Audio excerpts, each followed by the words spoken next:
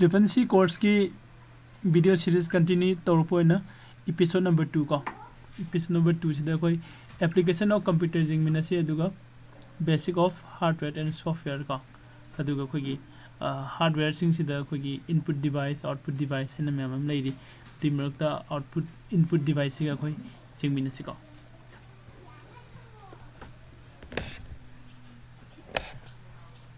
application of computer है का अंदर कोई ना mobile दसु कनो से लेको कोई की mobile application का जो सिमसर ऑफर माने कोई की mobile लाग ट्रिंग दे mobile ने application लाग ट्रिंग दे कोई की computer की application से दे हान ले रबने को हान देगी अदो कोई की application से कोई की से नग दौरीबा कनो दुगी मखा पोना application से लेको मैं application मखन मखन कोई कनो से दा desktop ता नटरगा laptop ता नटरगा कोई की notepad is available or regular handegi I say quite see the man nowadays computers have been employed in the almost on the aspect of the professional and the personal life I did computer say when command tawraga sin by instruction map sin yabo ibanina computer see the hanadegi kogi predefined tawraba function ya predefined tawraba program mayam I have a predefined program or function mayam se koina ke doge kan computer se koina employee ki type de ko command tawra tawra koina sin na bani kai gumba koina command tawra sin na ba have sida command tawra sida aran ba command tawra di ma work tawra ko ma koina pd ba request to adi matung ne ma response tum pd kani responses koina request to matam da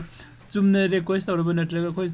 chumna command pd ba du magi response fazana bilakani adu kaguma in aranba request of siluraba natra command du lana pisal luluragadi ko koi response tu lana lakani ko first koi jensi education ka education computer means koi education gi purpose to sin na ko gi application ni ko se example na ge school da haire se school gi ko gi laidiba management tong no ba mayam se ko yam gre natra the class 1 karam bangang si pass the class 2 lakh 22 karam basi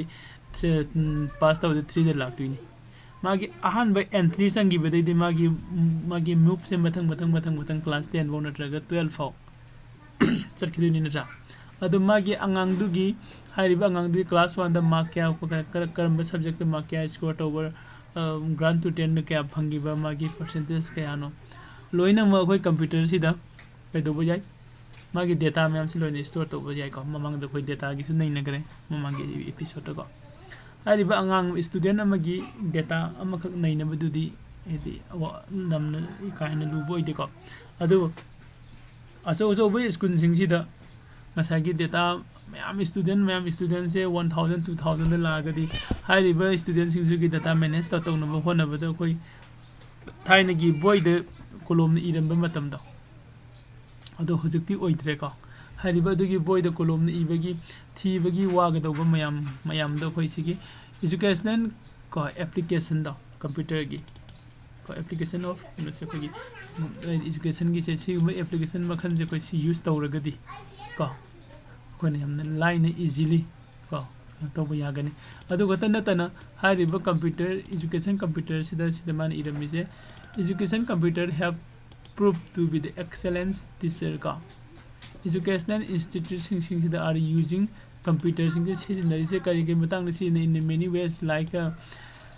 tele-education hojikan the education telecast tawr kansu sinare natra like takui mung sibu makhan lai hariba ko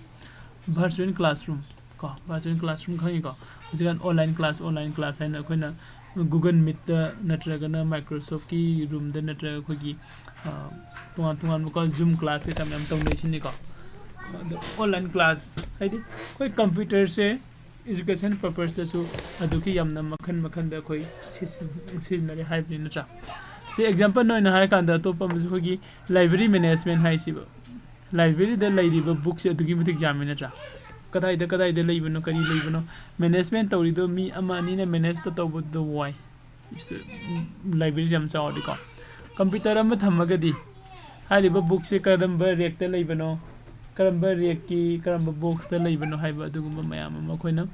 library management haina kogi desktop application ama sembiragadi ko yamna line easily khoi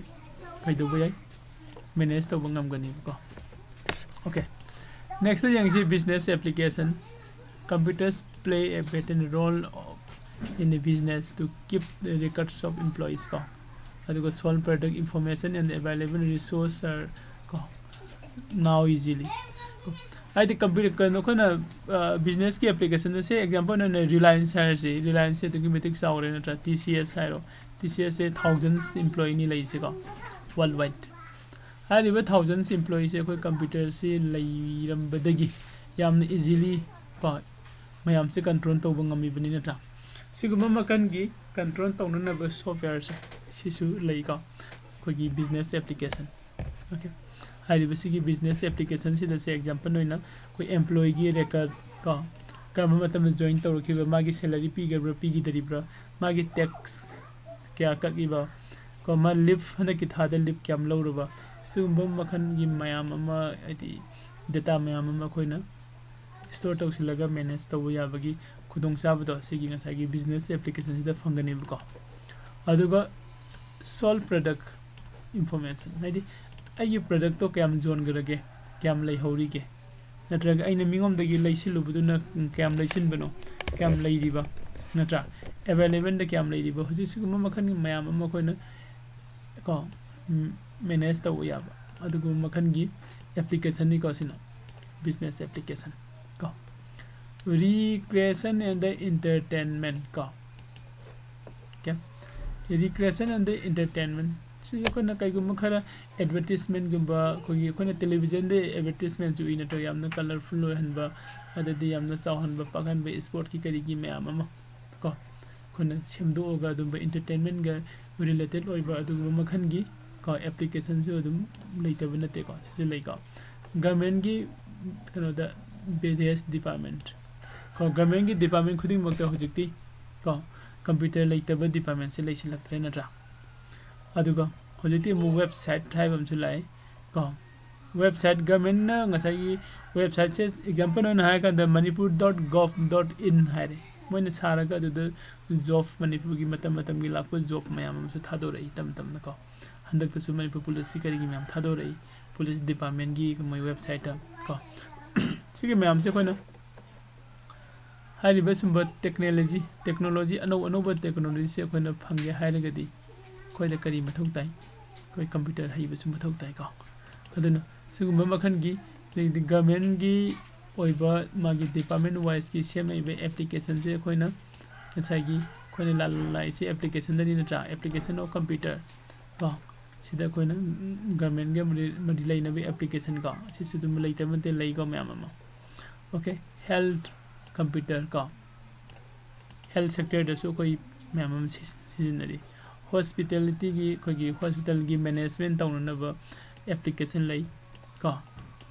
अदु खत नतना नंगी खोगी से example नना ultrasound लौबगी application को अदैदी नंग scanning तौबगी नत्रा telemedicine the x ray लौबगी को patient नम monitoring तौबगी नत्रा patient नमगी records तौनब diagnosis तौनब Shubham मयाम अमा ngसाई health का मरी लैनबदसु खोगी एप्लीकेशन से यामना लैगरे को मल्टीमीडिया सी ममांग द खोई जिंगमिनगरे को मल्टीमीडिया सी दन ngसाई खोगी आई समलम हारंगी गे खोगी टेक्स्ट कलरिंग तौब टेक्स्ट फजहन ब खोप मयाम अमा ग्राफिक डिजाइन तौब ड्राइंग की एनिमेशन की audio and any others media को मयाम अमा कोई सिदगी सेम जारे एडवर्टाइजमेंट फजब मैम लाइब खोलिब मैम से को ओके बैंकिंग द कोई बैंकिंग की कंप्यूटर लेगनी को मागी एप्लीकेशन सु लै को टेली हाइब मसु मैम ताई नत्रा टेली से सु बैंकिंग की ओइना कोगी अकाउंटेंट न मेन ओइना पाइब अदुगु मखन की डेस्कटॉप एप्लीकेशन ने को टेली दे तविसे कइनो फाइनेंस की ngakतनी क्रेडिट क्याम तौरिब डेबिट क्याम तौगिब कनादा तौगिब कदम लचखिब हाइब सुगुम रेकर्ड्स मैम मोइ फाजिलग थम्मी को अदु खक्तंग नतबा बैंकिंग की द मु एप्लीकेशन से जिकांदी ऑनलाइन बैंकिंग से लापनी मखन मखन की आईडी ट्रांजैक्शन गक तौबसे इसा इसा नेट बैंकिंग लेरदी इसा इसा न तौब याब खोप सुगुम मैम सु लाखरे नत्रा ꯑꯩꯒꯤ ꯀꯁꯇꯃꯔ ꯑꯃꯒꯤ ꯃꯥꯒꯤ ꯗꯤꯇꯦꯜꯁ ꯀꯣ ꯇ꯭ꯔꯦꯛ ꯇꯧꯔꯒ ꯊꯝꯃꯤꯕ ꯃꯥꯅ ꯀꯅꯥꯗ ꯄꯩꯁꯥ ꯊꯥꯈꯤꯕ ꯀꯣ ꯀꯅꯥꯅ ꯃꯉꯣꯟꯗ ꯊꯥꯔꯛꯄ ꯀꯣ ꯗꯦꯇꯥ ꯃꯌꯥꯝ ꯑꯃ ꯀꯦꯞꯆꯔ ꯇꯧꯔꯒ ꯊꯝꯅꯅꯕ ꯑꯗꯨꯒꯨꯝꯕ ꯃꯈꯜꯒꯤ ꯑꯩꯈꯣꯏꯒꯤ ꯑꯦꯄ꯭ꯂꯤꯀꯦꯁꯟꯗꯣ ꯑꯗꯨꯅ ꯃꯈꯣꯏ ꯕꯦꯡꯛ ꯁꯦꯛꯇꯔꯗ ꯃꯔꯤ ꯂꯩꯅꯩꯀꯣ ꯃꯌꯥꯝ ꯑꯣꯀꯦ ꯁꯨꯃꯥꯏꯅ ꯇꯧꯔꯒ ꯑꯩꯈꯣꯏꯅ ꯃꯈꯥ ꯇꯥꯔꯛꯄ ꯑꯣꯏꯅ ꯉꯁꯥꯏꯒꯤ ꯀꯝꯄ꯭ꯌꯨꯇꯔ ꯍꯥꯏꯕꯁꯤꯗ ꯕꯦꯁꯤꯛ ꯉꯁꯥꯏꯒꯤ ꯑꯩꯈꯣꯏꯒꯤ ꯍꯥꯔꯗꯋꯦꯌꯔ ꯑꯦꯟ ꯀꯩꯅꯣꯁꯤꯒ ꯁꯣꯐꯋꯦꯌꯔꯁꯤꯒ ꯄꯨꯜꯂꯒ ꯀꯝꯕꯤꯅꯦꯁꯟ ꯇꯧꯔꯀꯥꯟꯗ ꯁꯦꯝꯃꯛꯄꯅꯦ ꯍꯥꯏꯅ ꯉꯁꯥꯏ ꯑꯩꯈꯣꯏ ꯃꯊꯛꯇ ꯏꯄꯤꯁꯣꯠ 1ꯗ ꯑꯩꯈꯣꯏ ꯅꯩꯅꯈ꯭ꯔꯦꯀꯣ ꯁꯤꯗꯁꯨ ꯃꯥ ꯏꯔꯝꯃꯤ ꯅꯠꯇ꯭ꯔꯥ computer is a combination of hardware and software this go to work combinedly and the make computer do for what is instruct ko koina instruction tawraiba koina instruction computer da koina command pisilai singda adugi work se kanana tawraino hairaga dinga sagi hardware siga software siga pullaga semaiba suguma makhan gi computer sida koina pisilaka da work se tawrokini eko adu sida koina first hardware se kaino jingminar se software jingse hanba da koi hardware se kaino jingas hardware se kaino hai kandi it's referred to the physical components ka ma se physical component amani of a computer amagi physical components amani ma se ka karma makhan gi physical component that can be touched to ya be and seen when ubu su phangwa du makhan gi ma se physical components amani example in hai kanda monitor keyboard hard disk drive mouse ka printer memory motherboard graphic card ka and ma'am sound card kind ma'am like etc का हर सिंग जे कोई hardware की device ngakani hari ka hardware की device का by the use of this hardware device hari basi ki hardware device sing se si season na kanda koina kai da it made very easy for computer for processing it data stored and retrieve ka hari basi gumba makhan gi leidiba खोगी hardware मैम से सिजनरगा खोना computer से सिजनबद हेन easy ओहले हेन लाहेले को करी करी तबदनो खोना कईगुम डेटा अम प्रोसेसिंग तबद को डेटा अम स्टोर तौनन होनबद डेटा अम रिट्रीव तौनन होनबद को यामना लाहेले दुगो यामना थुहले हाइबदने को अदि some hardware device are follows hardware सिंगसिदा खोना makhan की hardware se mung leire ko sida number 1 de input device hai output device central processing unit CPU ka computer memory and the memory unit ka sorry se gum makhan gi ko gi hardware device se tonga na categorize mung tok thore ko haibe categorize tawre ba hardware asa gi device marak sida kon input device jing min se ko input device se karino hai gadi an input device is an hardware device ne ka ma se ko hardware device mane ka karma makhan gi hardware device no that sends data into the computer system de ka hai basi gi hardware device ne kai doga data sing se ko gi ko computer system man se adi system ka computer da ko send tausin ba pisin ba ngamba du makhan gi device ne be input device hai ko data sing input tausin ba hai tare ko this device are used to input or enter data and instructions into the computer system ko computer gi lai ba magi system sida data sing se input tausin ba nataga pisin laga ngasa gi computer da instruct tawlok tuini ko command pisin laga di work toro haiduni nang na sida application am ms word open taw haina mouse na click taw silaga di open taw duni natra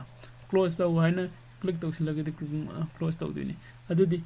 aino je pari ba mouse se sisu karino mas input device moi duni taiko all instructions are accepted by the CPU through electrical pulse from the various kind of input device ko okay hariba input tawrakadaba mayam je horan akoina sida CPU haiba matam khige dawri ko central processing unit man loina process tawra matung da sumi or lale haiba du matung ina ko magi ko region se phangdini ko some of the input device are ko sida ma keyboard laire pointing device laire scanner laire MICR laire ko sigi mayam je koi input kanu ngatani device ngatani ko hariba input device sing se सिसिंग हाइपेट चरकम अखोई मखादा मुजे विना सिकपुन first one अखोई keyboard है keyboard से अखोई computer दा यामने main important कनो दुनी अखोई म्यामने सि लोइना खंगी नत्रा most commonly used input device ne keyboard se ko which use and the arrangement of the buttons and the key ko both data and program can be entered into the computer through the keyboard ko data su adugo program su koi keyboard ta gi entry to bunga me kari gi no ha gi keyboard se da koi gi alphanumeric loina pulop yaure letter si ji punna ko adi matung da masak ta magi predefined function मैम यावरी और f1 f2 f3 हाइबा ma'am f12 को यावरी और shift यावरी दैदी को की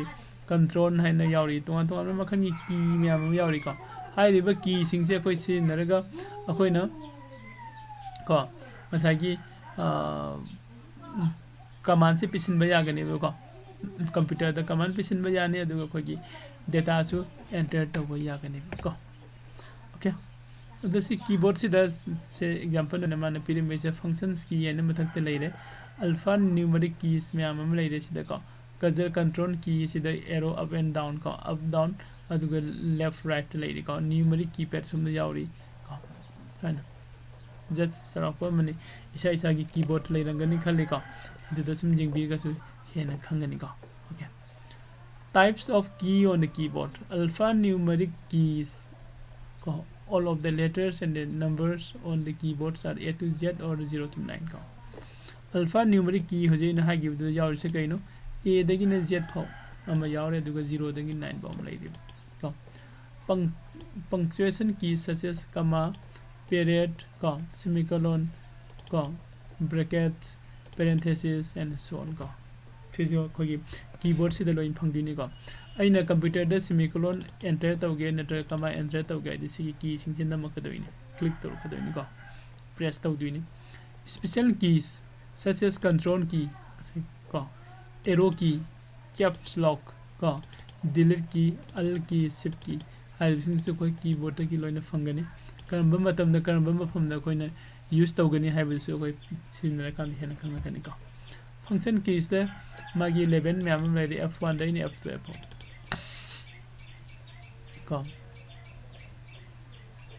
this key have a different meaning depend on the running program nagi hoji run toriba program dugi matung ina magi meaning natraga magi function se different oi haibne f1 da ni f2 f1 f2 f3 f4 up to f12 hoji function key se lai haibne ko note tama pirame shift ne control ne and alt keys are also known as the modifier keys hai ka su khang nei ko sigumba kano se point masa se hai koi triple C exam gi objective type question da hanga ku sai ko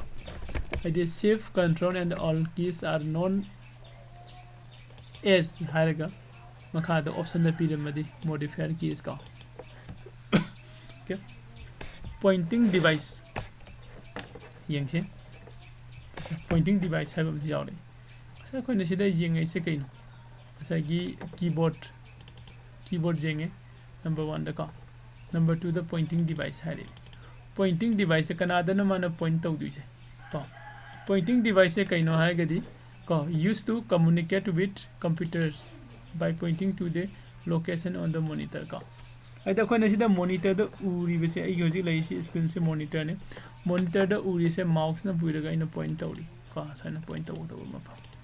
smaina point tau ba ya ba device du ne pointing device hai re se ka aduga pointing se kala da khoi uraga tau du ne ko monitor da thoga leiba image natraga any monitor da lai diba khoi application ni ka amada koi point tau ba ni hoji se example hoina ai sida mouse da seli se simang ni ka ado nasagi sigi pointing device sing na kai tawbo ngamge hagan it can also be used for sending command signal to the computer da koi command signal pi ngam haire selecting item on the screen ka hoje na sida highlight ta wi select to ni ka sisu koina pointing device sing ngam haire selecting commands from command menu da changsilaga koi command number select to ngam suppose I sida isanga kana sida command menu lai ko si command menu mayam se sida I click tawra kanda haiba kano se koi ngami ko adi aina tawning bu sing do sida gi lai sing de ge apamba command ma click tawba ngame ko ai ko example na ka na hujin lai be page se rotate tawge haidi sign to the rotate tawk ai ko ado aina mu kam ngasa gi rotate tawgi ba kano se sida la kanda topa anduri du ta jaw dam ni na ma gi di rotate am kana biro ko amami ko onari next time ko yang chi rotate am ko okay next ya dadi da handa mula aga di rotate sai do lai ko sida ko na pointing device lai re ko ado ko selecting ko drawing graphic on sketch etc ko na pen gumba na traga koi drawing gi application ma pai re di ado su ko na draw to bai kari gi sketch to gi loin ma ngam me haibni asagi pointing device na ko some commonly used pointing device are mouse lai re joystick lai re light pen lai re graphic tablet lai re touch screen and the trackball hari basi kano sing se ko gi pointing device ma kane ko na common to ni use to bu ko adu gi ma khan gi pointing device do hari ba pointing device sing sida koi first jeng se mouse ko mouse de koi maming su tare u su ure ko hari ba mouse magi koi ke do ge se pointing device mani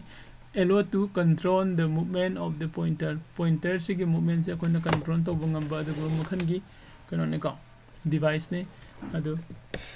sai ko na pointer movement of pointer hai se mouse pointer hai khang nei ko sida hoji na cheli ba sida pointer se ko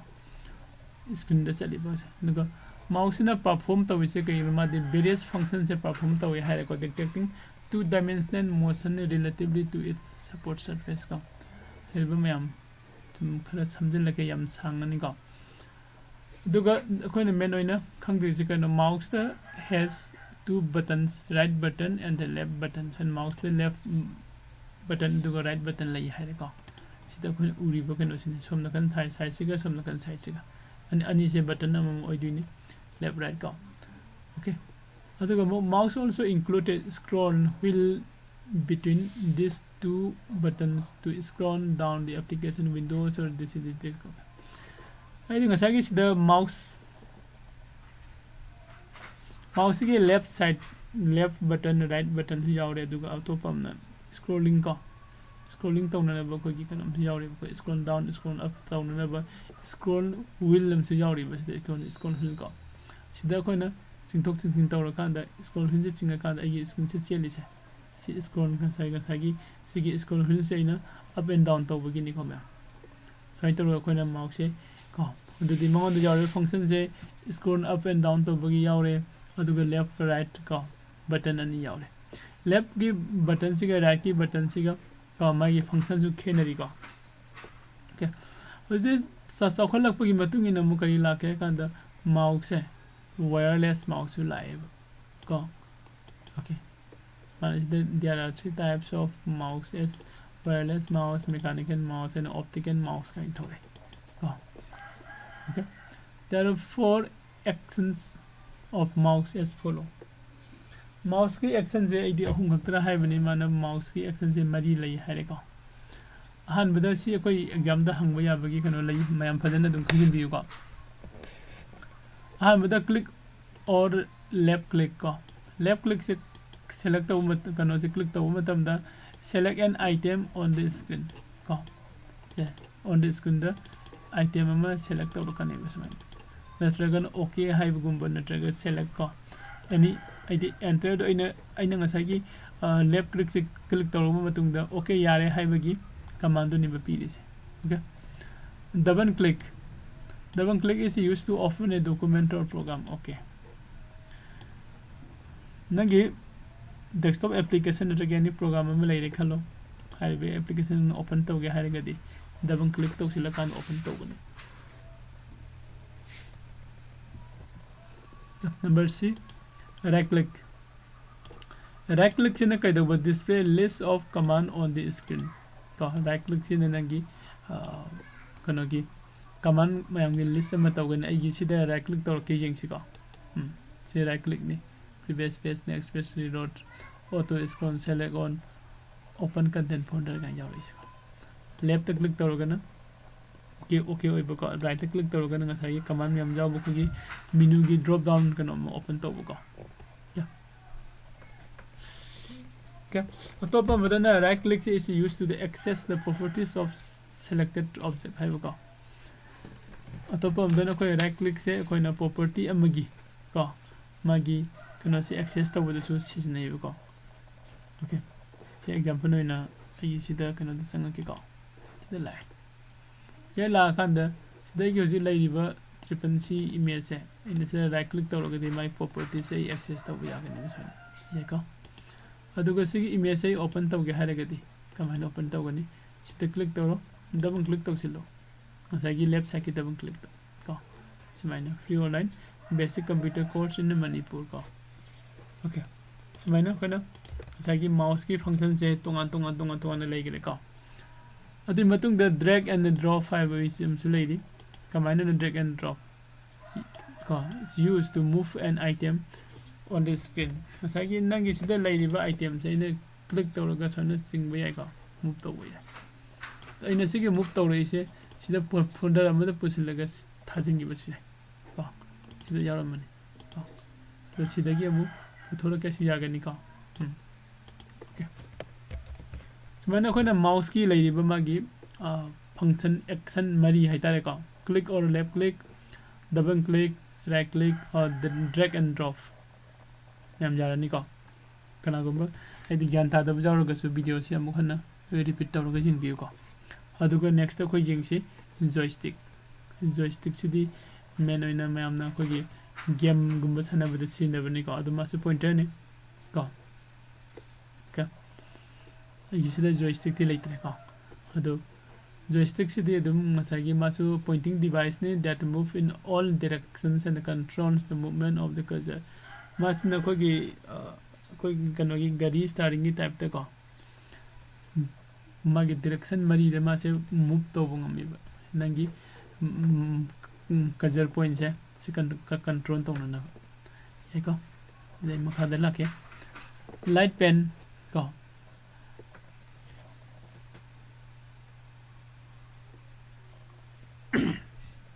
light pen is koi kanomani masu input device amne ko the mase used for the making drawing graphic for a menu selection it sends the light from the distance ko so na light kano si gi light pen si su ko gi hoji gi touch screen gi kano gi type ta ko magi light pen se kada de use to busu jong light pen is used especially in the person distant assistant pdf this is very useful for identifying a specific location on the screen ka graphic tablet te koi khangin na tra hoskan the ipad kind of angang sing na khoi pam na ri se maman su khoi yamba ka adu tablet tu ne adu the touch screen hai bum su le re touch screen su jo ji koi mobile de kai de even laptop ta ba hujik ti touch screen se la ko haure ka adi touch screen se input device mani graphic tablet se input device ni light pen se input device ni trackball se koi mouse gi si gi stang sa gi wheel nam hapado adu gi jaga adu trackball se su ko gi mouse control taw ma gi mouse replacement taw na bai ne ma gi cursor point se ina pam ma pham da move taw na ba gi ko adi ma so du move taw du ni se su ko gi input device ni ko trackball scanner se me am loi uramani sida ko no photo ma hapsing garaga scan taw to kan ai desktop ta natraga laptop ta input tok silak ko adungu makhan gi ka kanone ka it is an input device that makes copies and reproduce text and image ka and convert into the distant file sai sida kon hapsilla iba text natraga image natraga any file da masina kadoba scan tok thoga ko gi digital file oina convert to bungamba adugu makhan gi input device ni ka yam kana ba input device ne scanner se ka MICR से मागी full form से magnetic ink character recognition है को हारि बसी माना से ने से कइनो मेन न कोई से बैंकिंग की इंडस्ट्री दा यामन से नै को सिगी टेक्नोलॉजी से न तौर इसिन कइनो को आइ कार्ड रेडी तो हन बगिने याइ को एटीएम कार्ड के गलै सिसे adum next koi OCR jengsi optical character recognition OCR se karino hairagadi koi gi sida say scan image ama tawre of handwritten adi khun iba fine amadagi natragan typewriter ni iba fine amadagi scan tawsing sai scanner do nataba sigi OCR sina scan se tawra kandana mane scan tawra iba kanu se ko kai doge kanda o khi ngasagi paper dagi de natra kanu amdagi mana scan tawra ise si convert ka kanu da kana khoi se machine gi encoded text ko convert to hon bai dai ko then OCR is widely used to convert books and documents into the electronic file ko ai dekho gi hojik lai riba thain mamang iramba books or kai kari or ko joti adi magi soft copy leitaba hariba no singse akoina soft copy do on thoke natraga na khogi se electronic file do on thoke hariba matamda sigi OCR sam sesna use to ko yani ko sima OCR se ko input device ni ko OMR optical mark reader ko seasoning aside to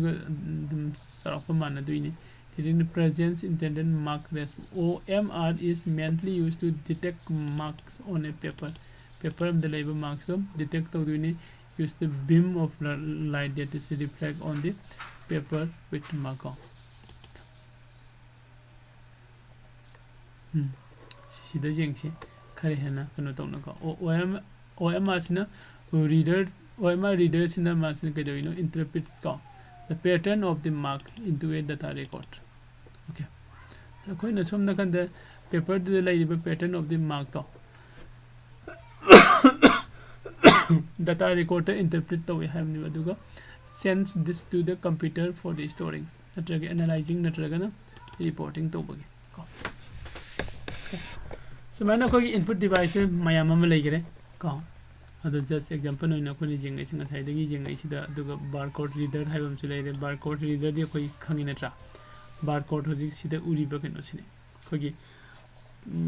price tag ki manak natragi any book amada ko adu hojik se khogi leiba khogi lowgi pata se sibau do hojik ti computerize kena tor kan barcode hape ko kana go khogi lowgi pata computerize we lowgi pata lowthun ni su isa isa gi anakpa no the SDO gum da chalak lowthuk piyo ko adu do khoi keno hapa bane si barcodes de any in a mobile application barcode reader man tak lona read taw matam da kana gi ming de leibna su loin khangani ko microphone mic si su ko khangi okay kon microphone se koi input device ne karma makan gi input no man taw se sound ne sound data se mana input taw dini ko pai taw ko ne input device da loi dari ko yam web camera ju lai re sima choi dim ka na hai ro ge mayam na khange ko smart card reader ko agi card se sida makha sida salon insil laga kogi ATM khangde duga credit card khangde sida insil laga agi pin da nam ga matung da card lo ne read taw duini paisa transaction taw to lo ja duini ko adai di distant camera su koi khange ko sisu data se capture tawraga ma thamau dunia du khoina kadai da desktop da laptop da input toksila kanda aina semning ba mong du da agi pusila iba data do image ki data se koi semba ya duini ko biometric